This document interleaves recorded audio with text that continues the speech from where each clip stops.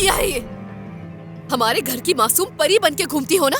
आज हम जिस हाल में पहुँचे हैं वो तुम्हारी ही वजह से पहुँचे हैं। इसकी जिम्मेदार तुम हो उरूज। लेकिन आप तो हमेशा इसी का साथ देती आई है ना अब्बा, और अब भी यही करेंगी। मुझे कुछ नहीं मालूम था, मैंने कुछ नहीं किया। तुम में से एक छुप के शादी कर लेता है, दूसरा शादी का गवाह बन जाता है। बताओ मैं तुम दोनों के इस अमल का कैसे दिफा करूँ? अम्मी की मौत की जिम्मेदारी तुम दोनों पर है।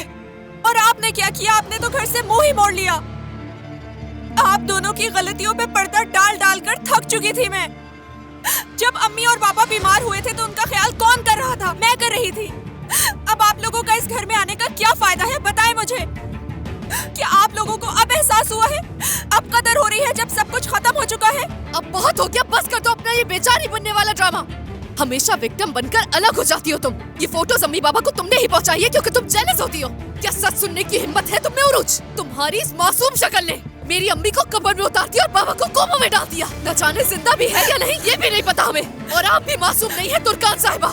जब से आपकी शादी हुई है इस घर का सुकून बर्बाद होके रह गया। बस करो, बस करो ये बकवास। मेरे मसाइल, मेरी शादी, मेरी परेशानियां बहुत हो गई। तुम किसी अपने अमाल पर गौर करो ना। जब वापस आ गई हो तो अपनी बात पे रहो। अच्छा, अगर किसी को औकात दिखानी है तो उरूज को दिखाइए, मुझे नहीं।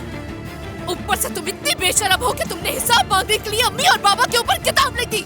तुम अपने आप को आखिर समझती क्या हो उरूज? मैं तुम्हारी वो बेवकूफ बहन हूँ जिसने तुम्हारे तमाम गुनाहों और गलतियों पे पर्दा डाला, उनको राज में रखा। क्या कसूर था इसमें मेरा, सिवाय इसके आप दोनों को अपनी बहन समझा?